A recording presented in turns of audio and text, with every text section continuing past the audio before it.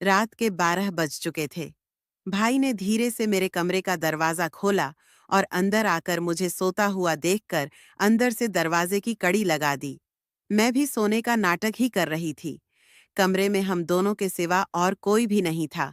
मुझे अच्छे से मालूम था कि मेरा भाई आधी रात को मेरे कमरे में किस लिए आया है।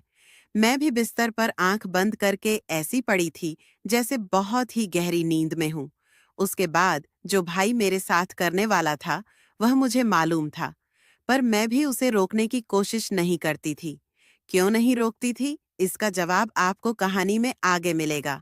आखिर यह सब कैसे शुरू हुआ और भाई को सबसे ज्यादा मेरे में क्या पसंद था? पूरी कहानी जानने के बाद आपके होश उड़ जाएंगे कि कैसे उसने मुझे सिर्फ अपनी उंगली से। हेलो दोस्तों, मेरी उम्र 21 साल थी। मैं सेकंड ईयर की स्टूडेंट थी। उन दिनों गर्मी शुरू हो चुकी थी, इसलिए हमें कॉलेज से छुट्टियां मिल गई थीं। रोज की तरह आज भी पूरे घर की सफाई करने के बाद मैं अपने बिस्तर पर आराम कर रही थी। थकावट इतनी ज्यादा थी कि ऐसा लग रहा था जैसे पूरा बदन अकड़ गया हो। मैं अपने बिस्तर पर लेट सुकून पाने की कोशिश कर रही थी और हाथों से अपने सिर की मसाज कर रही थी। तभी मेरी एक करा आवाज सुनकर मेरा भाई विक्की बंद कमरे में आया और कहने लगा, क्या हुआ दीदी? तबीयत तो ठीक है, मैंने कहा। क्या बताऊं भाई, मम्मी सारा काम मेरे सर पर डालकर चली जाती है। कॉलेज की छुट्टियां क्या हुई, सारे घर की जिम्मेदारी मुझ पर आ गई है। ऊपर से मुलाजिम भी छुट्टी पर है। मुझसे नहीं होते ये घर के काम।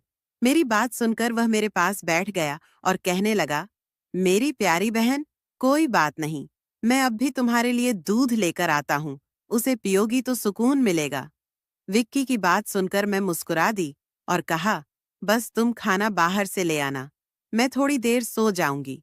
इसके बाद वह वापस दूध लेकर आया।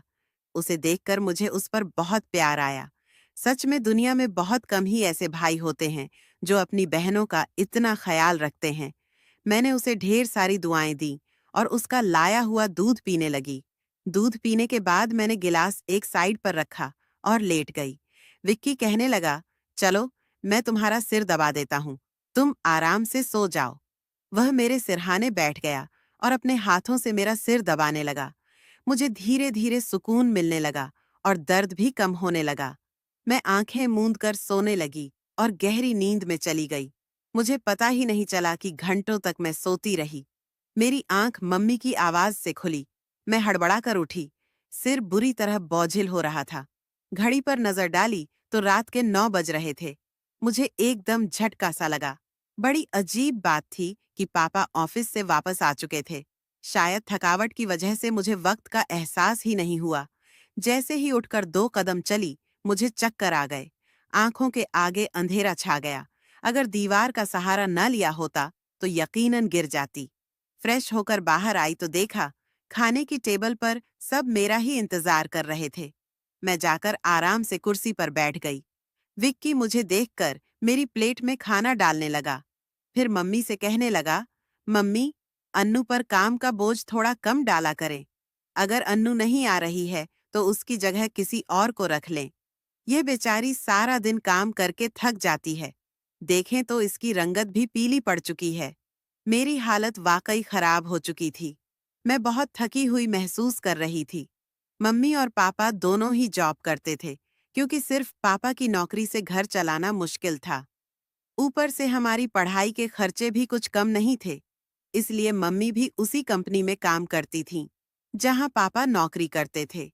मैं और विक्की कॉलेज जाते थे, मगर अभी गर्मियों की वजह से छुट्टियां थीं, इसलिए हमें घर पर ही रहना पड़ रहा था।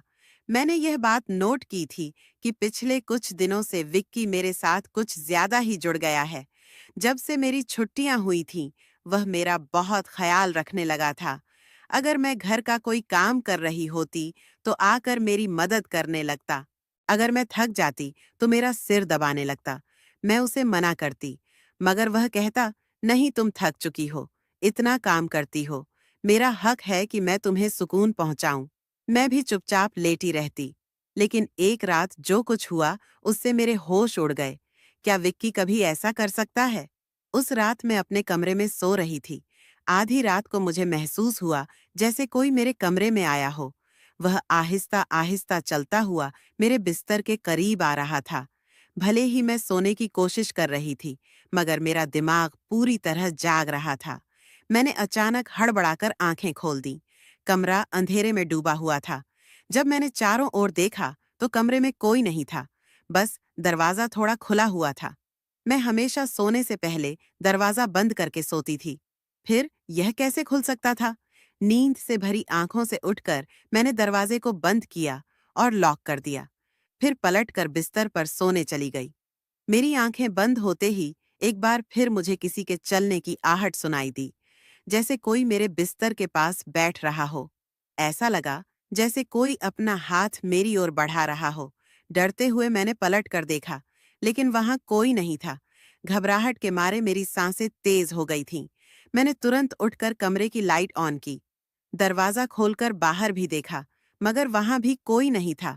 आज से पहले ऐसा कभी नहीं हुआ था जो अब हो रहा था। मुझे प्यास लगी तो मैं कमरे का दरवाजा खोलकर बाहर निकली। उसी वक्त विक्की भी अपने कमरे से बाहर निकला। मुझे देखकर उसने पूछा, क्या बात है? आप अभी तक जाग रही हैं? मैंने जवाब दिया, कुछ नहीं। बस ऐसा महसूस हुआ जैसे कमरे में कोई मौजूद हो। पानी पीकर मैं दोबारा कमरे में आ गई और पीछे पीछे विक्की भी आ गया। उसने कहा, आपको डरने की जरूरत नहीं है। अगर आपको डर लग रहा है तो मैं आपके पास सो जाता हूँ। मैंने उसे मना करते हुए कहा, नहीं, तुम्हें अपनी नींद खराब करने की जरूरत नहीं है। तुम अपने कमरे में जाकर सो जाओ। लेकिन वह जिद करने लगा, मैं आपको अकेला किसी भी हाल में नहीं छोड़ सकता। आपकी तबीयत खराब हो सकती है। मैं आपको तकलीफ में नहीं देख सकता। आप सो जाएं, मैं यहीं सो जाता हूँ। आखिरकार मैं बेड पर जाकर सो गई। उसने तकिया उठाया और सोफे पर रखकर वहीं सो गया। उस रात मुझे ऐसा महसूस हुआ जैसे कोई मेरे सिरहाने बैठकर मुझे बहुत देर तक देखता रहा हो। उसने मेरे बालों को सहलाया, मेरे चेहरे पर उंगलियां फेरी और मैं सुकून से सोती रही। यह सब मुझे एक सपने जैसा लग रहा था। अगली सुबह जब मैं उठी तो मेरा मूड बड़ा अजीब था। लेकिन जब मैंने अपने भाई पर गौर किया तो मैं हैरान रह गई। शुक्र था कि मैंने अपने जिस्म को दुपट्टे से ढक रखा था। मेरी कमीज बेतरतीब हो चुकी थी। मुझे हैरत हुई, क्योंकि आज से पहले मैं कभी इस तरह इतनी गहरी नींद में नहीं सोई थी। आज मैं थोड़ी खुश भी महसूस कर रही थी, लेकिन इसकी वजह समझ नहीं आ रही थी। मैंने उससे पूछा तो उसने कहा, मैं तो रोज ही इतना खुश होता हूँ। जिसे आप जैसी बहन मिल जाए वह क्यों ना खुश हो। घर के सारे काम निपटाकर जब मैं बैठी तो विक्की तेल लेकर मेरे पास आ गया। कहने लगा, अनु दीदी, अपने बाल खोल लीजिए, मैं आपके सिर में मसाज कर देता हूँ। मुझे उसकी हरकतें अजीब लगने लगीं। मैंने कहा, यह तुम्हारा काम नहीं है। जाओ अपने दोस्तों के साथ घूमो फिरो, मुझे मसाज की जरूरत नहीं है। मगर उसने मेरी बात नहीं मानी और खुद ही मेरे बालों से कैचर उतारते हुए कहने लगा, आप नखरे मत किया करें। किस्मत वालों को ही ऐसे भाई मिलते हैं। जब आपका भाई आपके खूबसूरत रेशमी बालों में मसाज करना चाहता है तो आपको क्या समस्या हो सकती है? आ जाइए, मैं आपके सिर की मसाज कर देता हूँ। आपको बहुत सुकून मिलेगा। वह मुझे उठाकर कमरे में ले गया। मैं बेड पर तकिया रखकर लेट गई। मेरे बाल बेड से नीचे लटक रहे थे। वह मेरे सिरहाने बैठकर मेरे बालों की मसाज करने लगा। विक्की मुझसे 4 साल छोटा था, लेकिन मुझे नाम से ही बुलाता था। उसने कहा, आप इतनी प्यारी हैं कि आपको देखकर दिल करता है कि आप हमेशा इसी तरह मुस्कुराती रहे और मैं आपकी लाड उठाता रहूं। वह मेरे बालों की मसाज कर रहा था और उसके हाथों में जैसे जादू था। मुझे इतना अच्छा लग रहा था कि मैं धीरे धीरे नींद की वादियों में खोने लगी। तेल की खुशबू भी बहुत जबरदस्त थी। मैंने उससे पूछा, ये कौन सा तेल है? वह बोला, यह बहुत ही खास तेल है, खास आपके लिए। आपके जो इतने हसीन बाल हैं ना, यह उन्हीं बालों के लिए बना है। उसकी बातें बहुत प्यारी थीं। हालांकि मैं समझ नहीं पा रही थी कि वह किस लहजे में बात कर रहा है। बहरहाल मसाज के दौरान ही मैं गहरी नींद में खो गई। कुछ देर बाद जब मेरी आंख खुली तो मेरा पूरा बदन दर्द से टूट रहा था। ऐसा लग रहा था जैसे मेरी टांगों पर बहुत ज्यादा वजन रखा गया हो।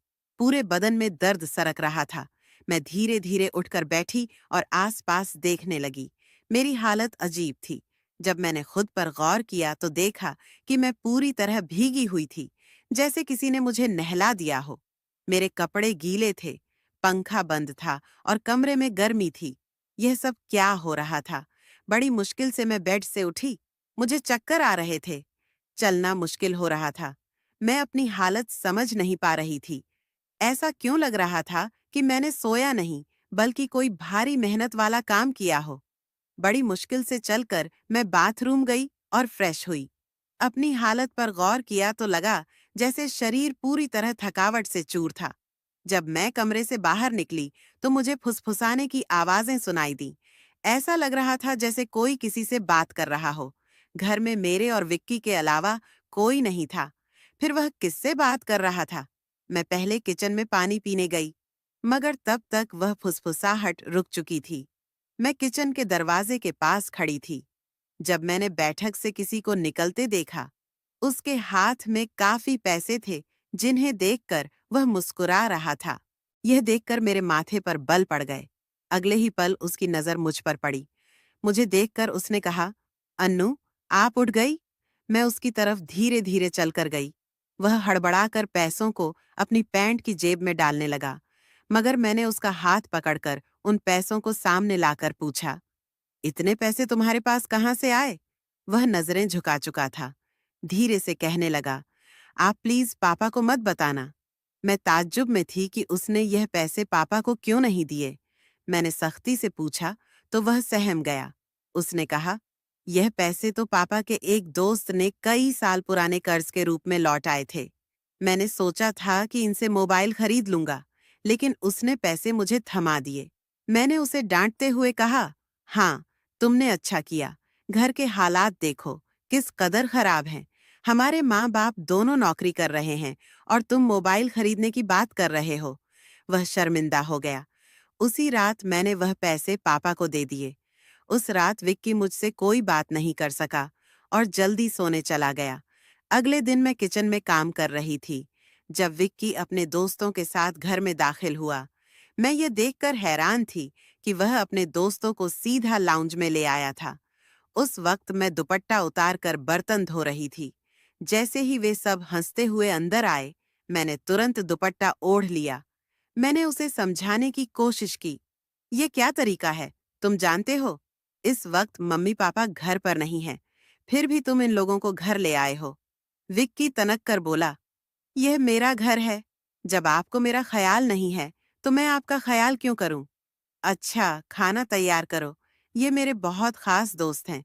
वह मुझसे काफी नाराज लग रहा था, मगर अब मैं क्या करती? खाना तो बनाना ही था। मैं उसके दोस्तों के लिए खाना बनाने लगी। तभी वह बोला, खाना परोसने भी तुम खुद ही आओगी। विक्की का यह रवैया मुझे हैरान कर रहा था। छोटी सी बात पर वह इतना कैसे बदल सकता था? मैंने खाना टेबल पर लगा दिया। मैंने गौर किया कि उसके दोस्त बार बार मुझे घूर रहे थे। वे सभी विक्की की उम्र से बड़े लग रहे थे और अजीब तरीके से मुझे देख रहे थे, जैसे मुझे निगल ही जाएंगे। मैं डर कर अपने कमरे में चली गई और खुद को बंद कर लिया। जैसे ही वे गए, मैं विक्की पर फट पड़ी। दोबारा तुम्हारे यह दोस्त इस घर में नजर नहीं आने चाहिए। मगर वह अगले ही पल मेरे गाल थाम कर कहने लगा, इतना गुस्सा कहाँ से आता है? वे दोबारा नहीं आएंगे, लेकिन आप इस बारे में मम्मी पापा को कुछ नहीं बताएंगी। विक्की के इस बर्ताव से मैं परेशान हो गई। वह कभी प्यार जताने लगता था तो कभी चिढ़ने। बहरहाल मैंने हामी भर दी और अपने कमरे में चली गई। मुझे विक्की की हरकतें दिन ब दिन अजीब लगने लगी थीं। उस रोज भी जब मैं अपने कमरे में आराम करने के लिए सोई, तो अचानक मुझे अपने पैरों पर किसी के हाथ महसूस हुए। मैंने चौंक कर आंखें खोलीं तो देखा कि विक्की मेरे पैरों को अपनी गोद में रखकर मसाज कर रहा था। मैंने तुरंत उसे ऐसा करने से मना किया, मगर वह कहने लगा, मैं जो कर रहा हूं मुझे करने दो। इस घर में एक मैं ही हूं जिसे आपकी इतनी फिक्र है।